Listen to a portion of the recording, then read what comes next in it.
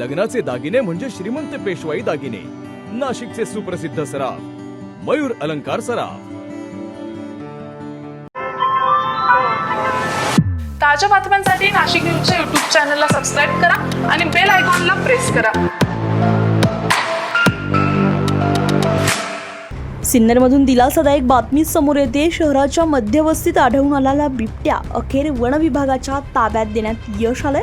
बेशुद्ध करून या बिबट्याला पकडण्यात आलं असून नागरिकांनी आता सुटकेचा निश्वास घेतलाय. सिन्नर शहरामध्ये शाळा परिसरात आढळून आलेल्या बिबट्याला अखेर वन विभागानं पकडण्यात यश मिळवलंय.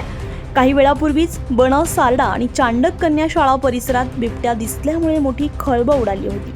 शहराच्या मध्यवस्तीत बिबट्या शिरल्यामुळे नागरिकांमध्ये भीतीचं वातावरण निर्माण झालेलं होतं. घटनेची माहिती मिळताच वन विभागानं तात्काळ रेस्क्यू ऑपरेशन सुरू केलं होतं. अखेर बिबट्याला बेशुद्ध करून सुरक्षितरित्या ताब्यात घेण्यात आलंय. वन विभागाच्या प्राथमिक माहितीनुसार पकडलेल्या बिबट्याचं वय साधारणतः अंदाजे 8 ते 9 महिन्यांचं असल्याचा अंदाज आहे. या यशस्वी कारवाईनंतर सिन्नरमधील नागरिकांनी सुटकेचा श्वास घेतलाय, तर परिसरातील तणाव आता काही प्रमाणात कमी झालाय.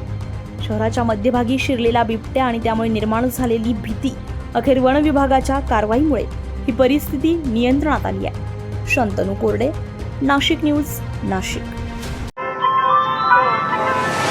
ताज्या बातम्यांसाठी नाशिक न्यूजच्या YouTube चॅनलला सबस्क्राईब करा आणि बेल आयकॉनला प्रेस करा.